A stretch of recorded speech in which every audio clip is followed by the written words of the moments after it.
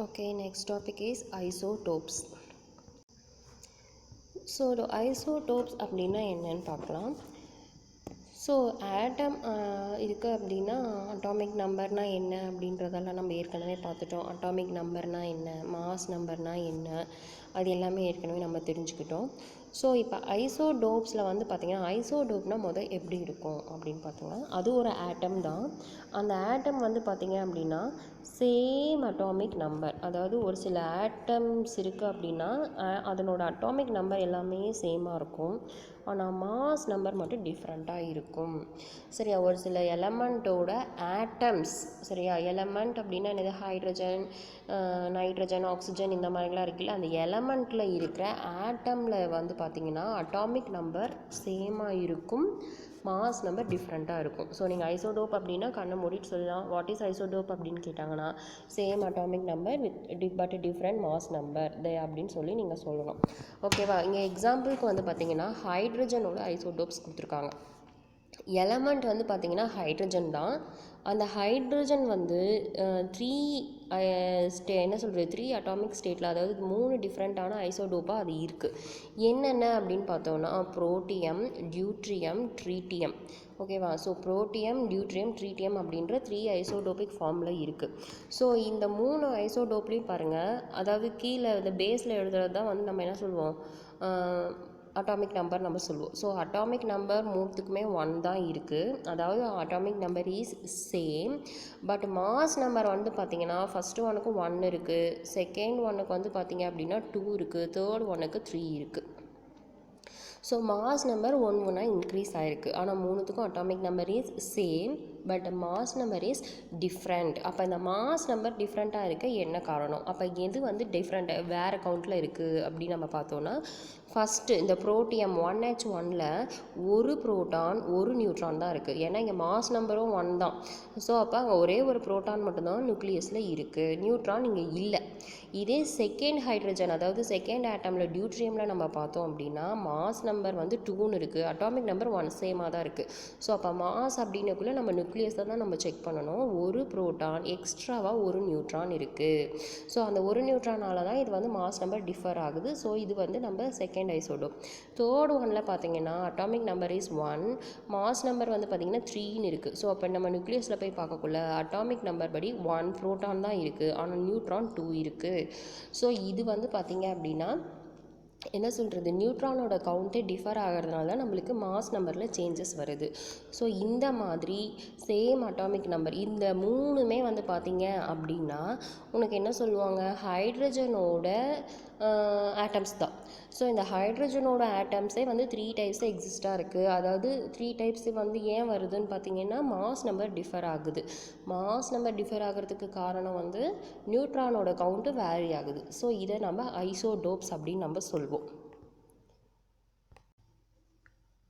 தென் next one வந்து பார்த்திங்கன்னா the atomic number of all the 3 isotopes. இது எல்லாத்துக்குமே வந்து பார்த்திங்கன்னா அட்டாமிக் நம்பர் வந்து 1 தான் இருக்குது, ஆனால் மாஸ் நம்பர் வந்து 1, 2 அப்படின்ட்டு 3ன்னு உனக்கு இன்க்ரீஸ் ஆகிற மாதிரி இருக்குது. ஸோ அது வந்து உனக்கு எக்ஸாம்பிள் பார்த்துருக்காங்க. அதே மாதிரி கார்பனுக்கும் ஐசோடோப் இருக்குது. பார்த்திங்க அப்படின்னா அட்டாமிக் நம்பர் 6 இருக்குது, மாஸ் நம்பர் 12, 13, அதாவது 12 கார்பனை விட 13th கார்பன் ஒரு நியூட்ரான் அதிகமாக இருக்குது. தென் நெக்ஸ்ட்டு குளோரினுக்கு எடுத்துக்கிட்டிங்கன்னா 2 டைப்ஸ் ஆஃப் ஐசோடோப் இருக்குது, பர் அட்டாமிக் நம்பர் சேமாக இருக்குது, மாஸ் நம்பர் 35, 37. ஸோ டிஃப்ரென்ஸ் வந்து நியூட்ரான் 2 வந்து அதிகமாக இருக்குது. ஸோ இது வந்து பார்த்திங்க அப்படின்னா எக்ஸாம்பிள் ஐசோடோப்ஸ். இப்போ இந்த குளோரின்லாம் வந்து பார்த்தோம் அப்படின்னா 2 ஐசோடோப்பாக எக்ஸிஸ்ட் ஆகிருக்கு, கார்பனும் 2 ஐசோடோப்பாக எக்ஸிஸ்ட் ஆகிருக்கு அப்படின்றது நம்ம தெரிஞ்சுக்கலாம். ஐசோடோப் அப்படின்னா என்னது, ஒரு எலமெண்ட்டோட ஆட்டம் வந்து பார்த்திங்கன்னா same atomic number but different in mass number. ஒரு எலமெண்ட்டோட ஆட்டம்ஸே வந்து பார்த்திங்கன்னா மாஸ் நம்பரில் வேரியாக இருந்ததுன்னா அது அதனோட ஐசோடோப் நம்ம சொல்லுவோம். தென் நெக்ஸ்ட் ஒன் வந்து பார்த்திங்க அப்படின்னா இந்த ஐசோடோப்பில் வந்து பார்த்திங்கன்னா 2 டைப்ஸ் வந்து உனக்கு கொடுத்துருக்காங்க. அதாவது என்ன அப்படின்னா ஸ்டேபிள், அன்ஸ்டேபிள். ஸ்டேபிள் அப்படின்னா என்னது, ஒரு சில ஐசோடோப் வந்து எந்த ஃபார்மில் கொடுத்தாலுமே அது ஸ்டேபிள் நிலையானதாக இருக்கும், ஆனால் ஒரு சிலது வந்து பார்த்திங்க அப்படின்னா ரொம்ப அதிகப்படியான எக்ஸ்ட்ரா நியூட்ரான்ஸ் நிறைய இருக்கிறப்ப வந்து பார்த்தோம் அப்படின்னா அது என்ன ஆகுது அப்படின்னா it converts into radio active in nature. அதாவது ரேஸை எமிட் பண்ணுறது, ரேடியோ ஆக்டிவ், அதாவது என்ன சொல்கிறது, ரேடியோ ஆக்டிவ் ரியாக்ஷன்ஸில் இன்வால்வ் ஆகுறது, கதிரியக்க இருக்க ரியாக்ஷன் அப்படின்னு நம்ம சொல்லுவாங்க. இந்த அணு உலைகள் எல்லாம் நடக்கிற அந்த ரியாக்ஷனில் இன்வால்வ் ஆகிறப்ப அது அன்ஸ்டேபிளாக உனக்கு மாறிடும். ஸோ அதை நம்ம அன்ஸ்டேபிள் அப்படின்னு நம்ம சொல்லுவோம், இல்லைன்னா அதை ரேடியோ ஐசோடோப்ஸ் அப்படின்னு நம்ம சொல்லுவோம். ஸோ அதாவது தானாகவே என்ன ஆகும்னா டிசோஷியேட் ஆகிடுது. இப்போ ஒரு அணுகுண்டு அப்படின்னு சொல்கிறாங்கன்னு வச்சுக்கோங்க. அணுகுண்டு அப்படின்னா என்னது, ஒரு அணு இன்னொரு அணுவோட மோதும் போது என்ன ஆகுதுன்னா பிரேக் ஆகுது அப்படின்னு வச்சுக்கோங்க. அந்த மாதிரியான ரியாக்ஷன்ஸில் இன்வால்வ் ஆகிறது வந்து பாம் மாதிரி பிளாஸ்ட் ஆகும். ஸோ அதெல்லாம் வந்து நம்ம ரேடியோ ஆக்டிவ் அப்படின்னு நம்ம சொல்லுவோம். ஸோ எக்ஸாம்பிள் உனக்கு யுரேனியம் 235 இது வந்து பார்த்திங்கன்னா ஒரு சோர்ஸாக நியூக்ளியரில் வந்து என்ன சொல்கிறது ரேடியேஷன் ப்ரொடியூஸ் பண்ணுற சோர்ஸாக யூஸ் பண்ணுறாங்க.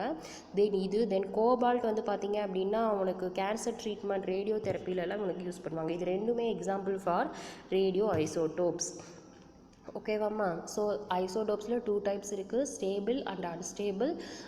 ஸ்டேபிள் அப்படின்றது நிலைப்புத்தன்மையாக இருக்கும் அப்படின்னு நம்ம பார்த்துருக்கோம். அன்ஸ்டேபிள் அப்படின்றது ரேடியோ ஆக்டிவ் ரியாக்ஷனில் இன்வால்வ் ஆகக்கூடிய எலமெண்ட்ஸ் வந்து பார்த்திங்க அப்படின்னா அன்ஸ்டேபிளாக இருக்க ஐசோடோப்ஸை ப்ரொடியூஸ் பண்ணும். ஓகேவா? Okay, next one is isobars. அடுத்த டாபிக் நம்ம என்ன பார்க்க போகிறோம், ஐசோபார்ஸ் நம்ம பார்க்க போகிறோம். உனக்கு இங்கே 2 எலமெண்ட் கொடுத்துருக்காங்க பாருங்கள், ஆர்கான் அண்டு கால்சியம் ரெண்டுமே உனக்கு கொடுத்துருக்காங்க.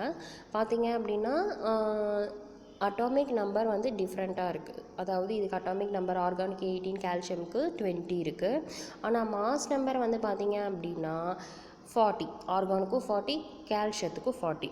ஸோ அப்போ இதை வச்சு நம்ம டெஃபினேஷன் சொல்லிடலாம். ஐசோபார்ஸ் அப்படின்னா என்னது, 2 டிஃப்ரெண்ட் எலமெண்ட்ஸ், 2 டிஃப்ரெண்ட்டான எலமெண்ட்டுக்கு ஒரே மாதிரி ஹேவிங் சேம் மாஸ் நம்பர் ஒரே மாதிரி இருந்துச்சு அப்படின்னா அதை நம்ம ஐசோபார்ஸ் அப்படின்னு நம்ம சொல்லுவோம்.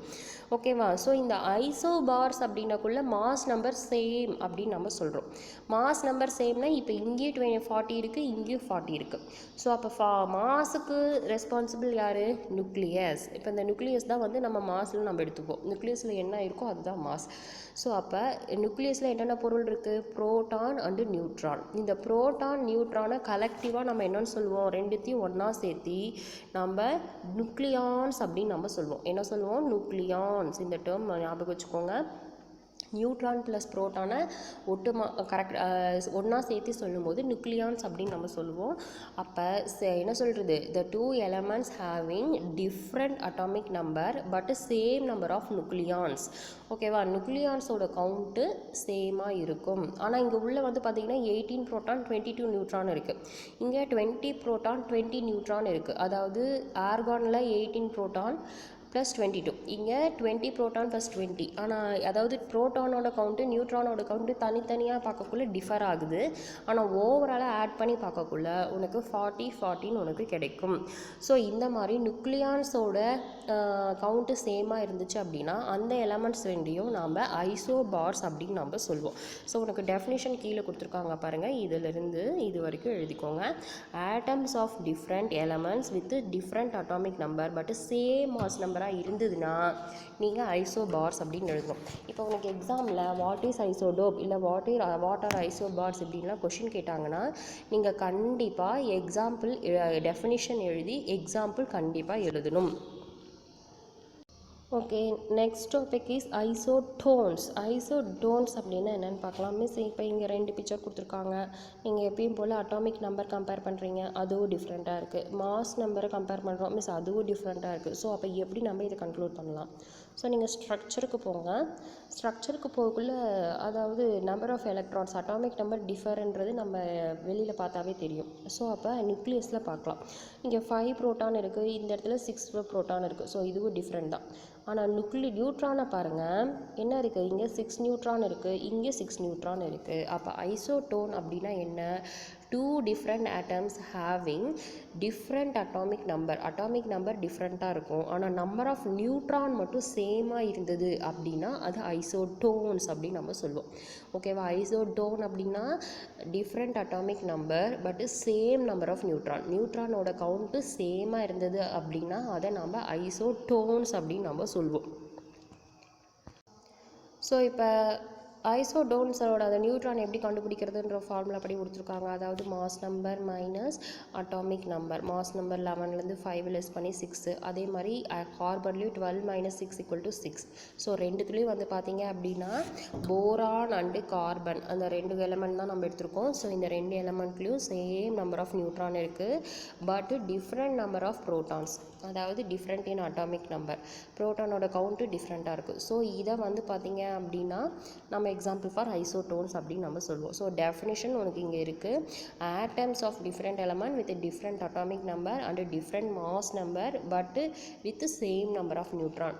அதாவது உனக்கு அட்டாமிக் நம்பரும் டிஃப்ரெண்ட்டாக இருக்கணும், மாஸ் நம்பரும் டிஃப்ரெண்ட்டாக இருக்கணும், ஆனால் நியூட்ரானோட கவுண்ட் மட்டும் சேமாக இருக்கணும். ஸோ அப்படி இருந்ததுன்னா அதை நாம் ஐசோடோன்ஸ் அப்படின்னு நம்ம சொல்வோம்.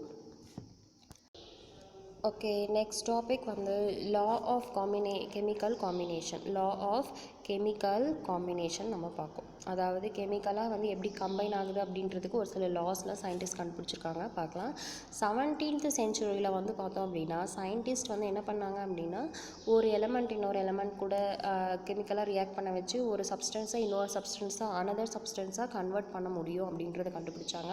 ஸோ அந்த மாதிரி கன்வெர்ட் பண்ணக்குள்ள அதில் கெமிக்கல் சேஞ்சஸ் நடக்குது அப்படின்றதையும் கண்டுபிடிச்சாங்க.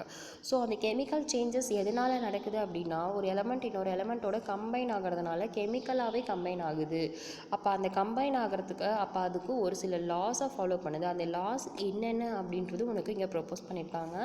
ஃபஸ்ட்டு நம்ம பார்க்க போகிறது லா ஆஃப் கன்சர்வேஷன் மாஸ், அடுத்தது law of constant proportion, then multiple proportion, law of reciprocal proportion, லாஸ்ட்டாக Gay Lussac's law of gaseous volume. இது 5 நம்ம பார்க்க போகிறோம். ஸோ ஃபஸ்ட் ஒன் நம்ம இதில் லா ஆஃப் கன்சர்வேஷன் மாஸ்னால் நம்ம 8th பார்த்துருப்போம்.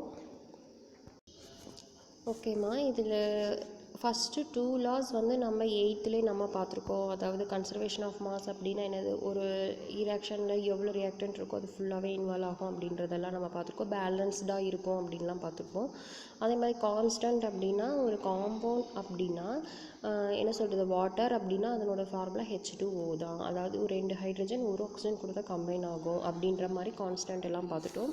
இப்போ இது 9th வந்து மல்டிபிள் ப்ரொப்போர்ஷன்னா என்ன, ரெசிப்ரோக்கல் ப்ரொப்போர்ஷன்னா என்ன, கெய்-லூஷக் லா, 3த்தையும் நம்ம பார்க்கலாம்.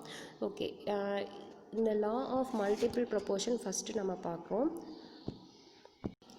ஸோ இந்த லா ஆஃப் மல்டிபிள் ப்ரொப்போர்ஷன் வந்து இந்த லாவை வந்து ப்ரப்போஸ் பண்ணது யார் அப்படின்னா ஜான் டால்டன் 1804 வந்து இந்த லாவை சொல்லியிருக்காரு.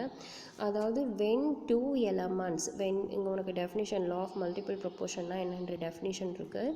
When 2 elements A and B combine together, ஒரு A அப்படின்ற ஒரு எலமெண்ட் இல்லை B அப்படின்ற எலமெண்ட், 2 எலமெண்ட் நம்ம எடுத்துக்கிறோம். A அப்படின்றது B அப்படின்ற எலமெண்ட் ரெண்டுமே combine together form 2 or more than 1 compound. So combine பண்ணி உனக்கு புதுசாக வந்து ஒன்று அல்லது அதற்கு மேற்பட்ட காம்பவுண்ட் வந்து ஃபார்ம் ஆகுது அப்படின்னா then different masses of A which separately combine with fixed mass of B or in simple ratio. Okay, அதாவது when 2 elements A and B combine together to form more than 1 compound, then different mass of A which is separately combined with a fixed mass of B are in simple ratio. உனக்கு வந்து பார்த்தீங்கன்னா A அப்படின்றது element A then B அப்படின்னு 2 element எடுத்துக்கிறோம். இந்த 2 எலமெண்ட்டும் சேர்ந்து 2 விதமான compound produce பண்ணுது அப்படின்னு வச்சுக்கோங்க. 2 சேர்ந்து 2 டைப்ஸ் ஆஃப் காம்பவுண்ட் ப்ரொடியூஸ் பண்ணக்குள்ள இதில் ஒரு எலமெண்ட், அதாவது A வந்து B வந்து நான் ஃபிக்ஸ்டாக எடுத்துக்கிறேன். அதாவது Bயோட அளவு ஒரே மாதிரி இருக்கும், ஆனால் Aவோட ப்ரொப்போர்ஷன் மட்டும் மாஸ் மட்டும் மாறி இருக்கும். ஸோ இதை எக்ஸாம்பிளோட சொன்னால் உனக்கு இன்னும் நல்லா புரியும். ஓகேவாம்மா? ஸோ நம்மளுக்கு எக்ஸாம்பிள் வந்து பார்த்திங்க அப்படின்னா கார்பன் கொடுத்துருக்காங்க. சரியா, கார்பன் ஆக்சிஜன் கூட கம்பைன் ஆகிற ரியாக்ஷன், கம்பைன் ஆகி 2 டிஃப்ரெண்ட் ஆக்சைட்ஸை ப்ரொடியூஸ் பண்ணுது. என்னென்ன, carbon monoxide and carbon di oxide. இப்போ இந்த கார்பன் மோனாக்சைடு அண்ட் டை ஆக்சைடில் வந்து பார்த்தோம் அப்படின்னா என்ன சொல்கிறது, கார்பனோட கவுண்ட்டு 1 தான். அதாவது கார்பன் வந்து ரெண்டுத்துலேயும் ஒரு கார்பன் தான் இருக்குது. ஆனால் ஆக்சிஜன் வந்து ஒன்றுத்தில் 1 ஆக்சிஜன் இருக்குது, இன்னொன்றில் 2 ஆக்சிஜன் இருக்குது. ஸோ அப்போ ஒரு எலமெண்ட், அதாவது ஏபி அப்படின்னு 2 எலமெண்ட் எடுத்துக்கிட்டோம். ஒரு எலமெண்ட் வந்து ஃபிக்ஸ்டாக இருக்கும், இன்னொரு எலமெண்ட்டோட மாஸ் மட்டும் வேரி ஆகும். அதுதான் நம்மளுக்கு law of multiple proportion. So அதுபடி பார்த்தோம் அப்படின்னா கார்பன் வந்து ஃபிக்ஸ்டாக இருக்குது, ஆக்சிஜனோட மாஸ் வந்து டிஃப்ரெண்ட்டாக இருக்குது. ஸோ ரெண்டுத்துலேயும் கார்பனோட மாஸ் வந்து 12 தான். ஆக்சிஜன் வந்து கார்பன் மோனாக்சைடில் 16 இருக்குது, இங்கே 32 இருக்குது. ஸோ இந்த ரெண்டுத்துக்கும் உண்டான ரேஷியோ எடுத்தீங்க அப்படின்னா 1:2 ரேஷியோவில் இது வந்து காம்பவுண்டை ஃபார்ம் பண்ணுது அப்படின்னு நம்ம சொல்லுவோம். ஒரு கார்பன் ஒரு ஆக்சிஜன் கூட கம்பைன் ஆச்சுன்னா கார்பன் மோனாக்சைடு, 2 ஆக்சிஜன் கூட கம்பைன் ஆச்சுன்னா carbon di oxide. Then another example ஒன்று கொடுத்துருக்காங்க. சல்ஃபர் வந்து ஆக்சிஜன் கூட வந்து ரியாக்ட் ஆகி 2 ஆக்சைட்ஸ் வந்து ஃபார்ம் பண்ணுது, sulphur di oxide and sulphur try oxide. Formula வந்து என்னது, SO2 SO3. ஃபார்முலாலே தெரிஞ்சுக்கலாம். எஸ் ரெண்டுத்துலேயும் சேமாக இருக்குது, ஆனால் ஆக்சிஜன் வந்து பார்த்திங்கன்னா 1ல் 2 இருக்குது, இன்னொரு இதில் 3 இருக்குது. So fixed one is sulphur, different mass யாருக்கு இருக்குது, ஆக்சிஜன் இருக்குது. அதுவும் என்ன ரேஷியோ அப்படின்னா 2:3 ரேஷியோவில் இருக்குது. இது வந்து law of multiple proportion. Then next one வந்து பார்த்தீங்க அப்படின்னா law of reciprocal proportion. Okay, இந்த லா ஆஃப் ரெசிப்ரோக்கல் ப்ரொபோர்ஷன் வந்து பார்த்திங்கன்னா ஜெரிமியாஸ் ரிச்னர் அப்படின்ற சயின்டிஸ்ட் வந்து 1792 வந்து இந்த லாவை சொன்னார். ஸோ முதல் லா என்னன்றதை படிச்சிடலாம். ஒரு விஷயம் தெரிஞ்சுக்கோங்க, இந்த லா அப்படின்றது புக்கில் எப்படி கொடுத்துருக்காங்களோ அதே மாதிரி தான் எழுதணும், ஓன் சென்டென்ஸில் எழுதக்கூடாது. ஸோ ஃபஸ்ட்டு டெஃபினிஷன் படிச்சிடறேன் நான். If two different elements combine separately with the same weight of a third element, the ratio of the mass in which they do so are either same or a simple multiple of the mass ratio in which they combine among themselves. அதாவது 2 different elements எடுத்து combine பண்ணுறீங்க தனித்தனியாக. அப்போ அதே மாதிரி same weight of third எலமெண்ட்டும் நீங்கள் எடுத்துட்டீங்க அப்படின்னா அதை பைண்ட் ஆகிற கெப்பாசிட்டி வந்து பார்த்திங்கன்னா மூணுத்துக்குமே வந்து பார்க்கக்குள்ள ஒரே மாதிரி இருக்கும். இல்லை அப்படின்னா அதனோட மல்டிபிள் வேல்யூவாக தான் உனக்கு இருக்கும் அப்படின்னு சொல்லி கொடுத்துருக்காங்க. ஸோ இதை எக்ஸாம்பிள் பார்த்தோம் அப்படின்னா உனக்கு இன்னும் ஈஸியாக புரியும். ஸோ நம்ம இங்கே என்னென்ன எலமெண்ட் எடுத்துருக்கோம் எக்ஸாம்பிளுக்குனா கார்பன் அண்டு ஆக்சிஜன் ஹைட்ரஜன் மூணையும் நம்ம எடுத்துக்கிறோம். ஓகேவா, இதை எடுத்துட்டு என்னென்ன காம்பவுண்ட் ஃபார்ம் பண்ணுதுன்னு பாருங்கள். இப்போ கார்பனும் ஹைட்ரஜனும் சேர்ந்து CH4 அப்படின்ற மீத்தேன் அப்படின்ற காம்பவுண்டை ஃபார்ம் பண்ணுது. அதே மாதிரி கார்பனும் ஆக்சிஜனும் சேர்ந்து CO2 அப்படின்ற காம்பவுண்டை ப்ரொடியூஸ் பண்ணுது. தென் ஹைட்ரஜனும் ஆக்சிஜனும் சேர்ந்து வாட்டர் அப்படின்ற காம்பவுண்டை ப்ரொடியூஸ் பண்ணுது. ஓகேவா, ரியாக்ஷன் என்னென்னு புரியுதாமா? கார்பன் ஹைட்ரஜன் கூட ரியாக்ட் ஆகுது, அதேமாதிரி ஆக்சிஜன் கூட ரியாக்ட் ஆகி என்னென்ன காம்பவுண்ட் ப்ரொடியூஸ் பண்ணுது அப்படின்றத பார்த்தோம். தென் இங்கே செகண்ட் எலமெண்ட்ஸாக இருக்க ஹைட்ரஜனும் ஆக்சிஜனும் ரியாக்ட் ஆகி உனக்கு வாட்டர் ப்ரொடியூஸ் பண்ணுது. ஓகே, இந்த ரியாக்ஷன் உனக்கு புரிஞ்சுதுன்னா நம்ம அடுத்தது பார்க்கலாம். ஸோ இப்போ காம்பவுண்ட்ஸ் எடுத்துக்கிட்டோம் அப்படின்னா என்னென்ன காம்பவுண்ட், கார்பன் வந்து பார்த்திங்கன்னா ஹைட்ரஜன் கூட மீத்தேன் ஃபார்ம் பண்ணுச்சு, தென் ஆக்சிஜன் கூட CO2 ஃபார்ம் பண்ணியிருக்கு. ஓகேவா, ஸோ இப்போ கம்பைனிங் எலமெண்ட் மீத்தேனில் கார்பன் அண்டு ஹைட்ரஜன். ஓகேவா, கார்பனோட மாஸ் வந்து 12, ஹைட்ரஜனோட மாஸ் வந்து பார்த்திங்க அப்படின்னா 4. தென் அடுத்தது CO2வில் கார்பன் வந்து பார்த்திங்க அப்படின்னா அதோட மாஸ் சேமாக தான் இருக்குது, 12 தான் இருக்குது. ஆக்சிஜன் வந்து 2 ஆக்சிஜன் இருக்குது, ஸோ 32. சரியா, ஒரு ஆக்சிஜனோட மாஸ் வந்து 16, 2 எலமெண்ட் அப்படின்னக்குள்ளே வந்து 2 ஆட்டம் அப்படின்னக்குள்ளே 32. ஸோ அப்போ இந்த 12ன்றது சேமாக தான் இருக்குது. ஆனால் மற்ற எலமெண்ட்டான ஹைட்ரஜன் ஆக்சிஜனோட ரேஷியோ வந்து பார்த்திங்கன்னா 4:32, அதாவது 4:32 இருக்குது. இதை நீங்கள் சிம்பிளிஃபை பண்ணிங்க, இது 4 டேபிளால் கேன்சல் பண்ணினா 1 4 is 4, 8 4s are 32, அது 1:8 ரேஷியோ அப்படின்னு இருக்கும். ஸோ அடுத்தது ஹைட்ரஜனும் ஆக்சிஜனும் கம்பைன் ஆகிற ரியாக்ஷன் பார்த்தோமா, என்ன கிடைச்சது, வாட்டர் கிடைச்சிருக்கு. ஸோ அந்த வாட்டர் கிடைச்ச ரியாக்ஷனில் ஹைட்ரஜன் எவ்வளோ இருக்குது, ஹைட்ரஜனோட மாஸ் 2 இருக்குது, ஆக்சிஜனோட மாஸ் 16 இருக்குது. ஸோ இந்த 2 16 கேன்சல் பண்ணிங்கன்னா அதே 1:8 ரேஷியோ உனக்கு கிடைக்கும். ஸோ இதை தான் நம்ம லா ஆஃப் ரெசிப்ரோக்கல் ப்ரொபோர்ஷன் அப்படின்னு நம்ம சொல்கிறோம். அதாவது ஃப்ரம் 1 and 2 இந்த இங்கே ஃபஸ்ட்டு பார்த்த இந்த ஈக்குவேஷன், தென் செகண்ட்லேயும் வந்து நம்ம என்ன கண்டுபிடிச்சிருக்கோம், சேம் ரேஷியோ தான் கண்டுபிடிச்சிருக்கோம். So this is the law of reciprocal proportion. ஓகேவாமா, தென் நெக்ஸ்ட் ஒன் வந்து நம்ம Gay Lussac law of combining volumes. Gay Lussac law நம்ம பார்ப்போம். ஓகே, கெய்-லூஷக் லா என்ன சொல்கிறாங்கன்னு பார்க்கலாம் பாருங்கள். உனக்கு போல்டு லெட்டர்ஸில் வந்து டெஃபினிஷன் கொடுத்துருக்காங்க.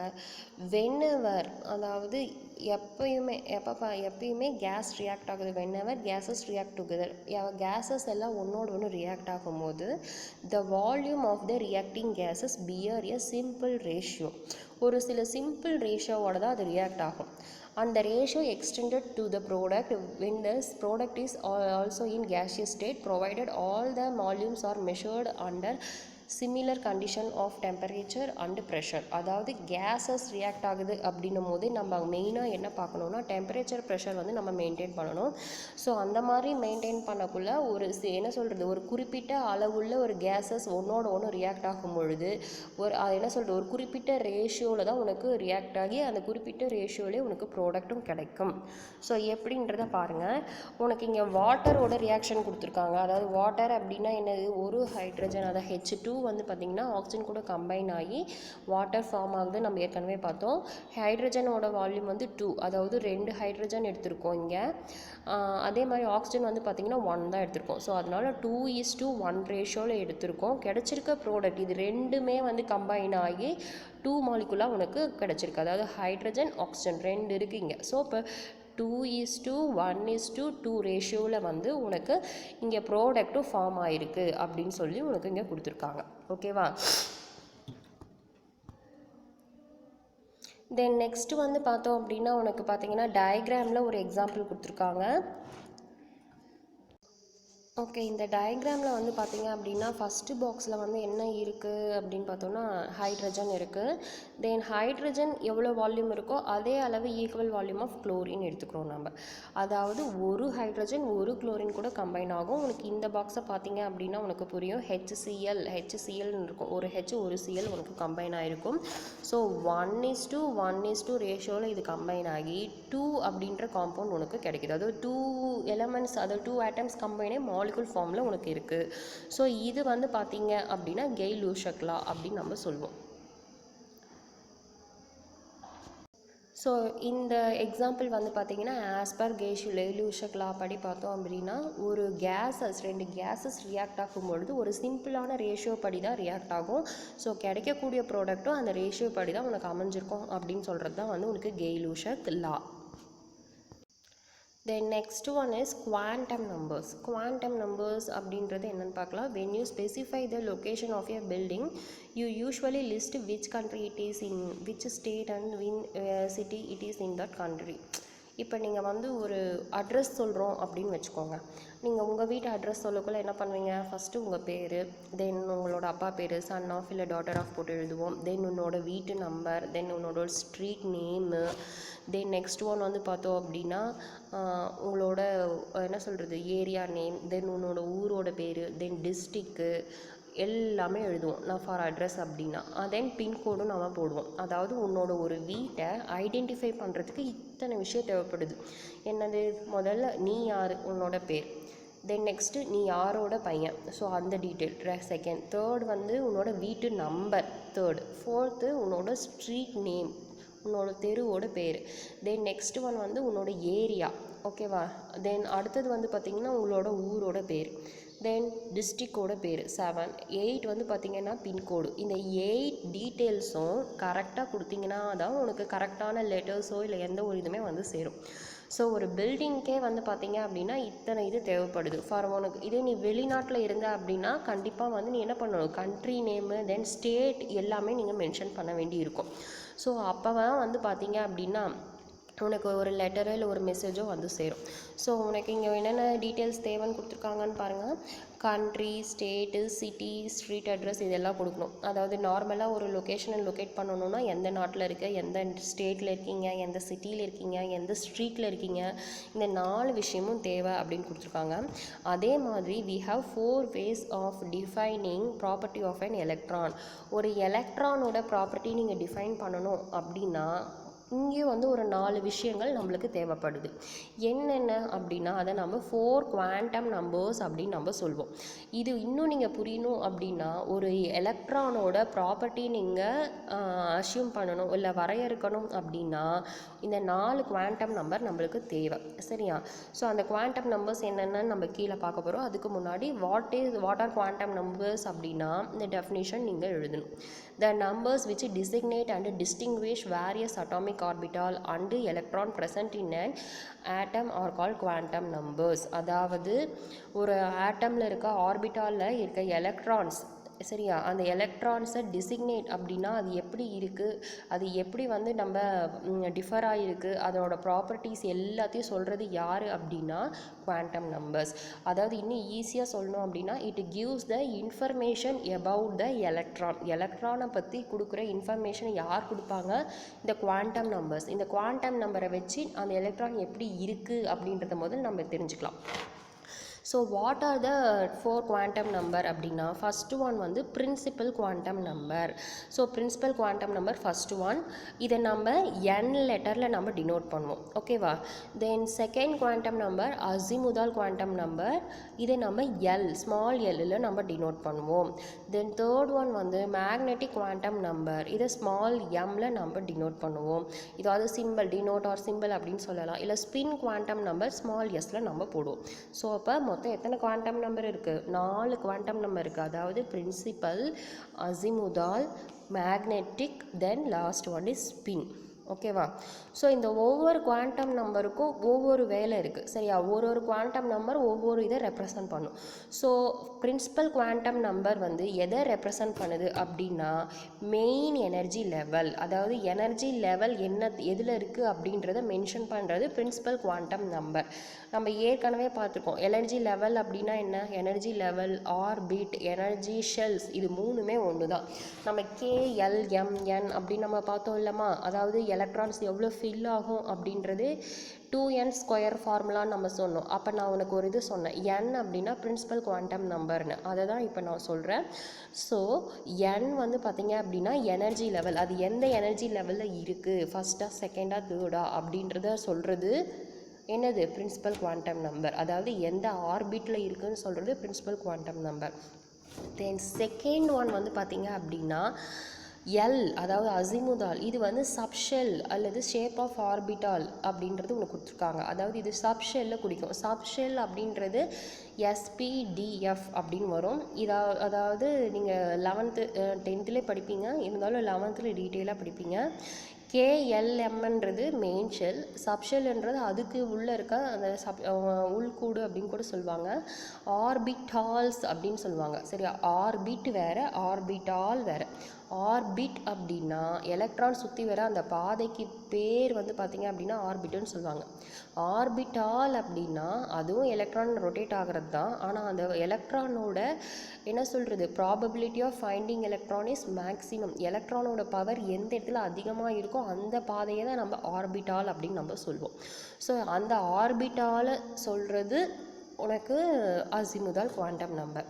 தென் மேக்னெட்டிக் குவாண்டம் நம்பர் அப்படின்னா ஓரியன்டேஷன் ஆஃப் த ஆர்பிட்டால். அந்த ஆர்பிட்டால் வந்து பார்த்திங்க அப்படின்னா எந்த ஓரியன்டேஷன், எந்த டைரக்ஷனில் இருக்குது அப்படின்றத நம்ம ஐடென்டிஃபை பண்ணுறதுக்கு இந்த மேக்னெட்டிக் குவாண்டம் நம்பர் நம்மளுக்கு யூஸ் ஆகும்.